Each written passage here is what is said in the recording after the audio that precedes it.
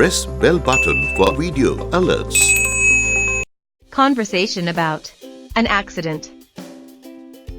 Have you ever been met in any traffic accident? Yes, 3 years ago. What happened?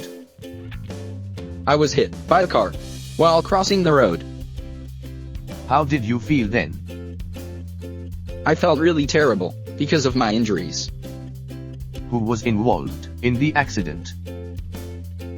The car driver, his family, and me. Did the insurance company pay for repair service?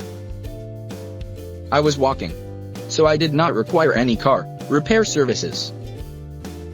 Did you need a lawyer? I hurt my lower back just a little, so I didn't call a lawyer. Did you report the issue to the police? No, we didn't want to get the police involved. Were you sent to the hospital after the accident?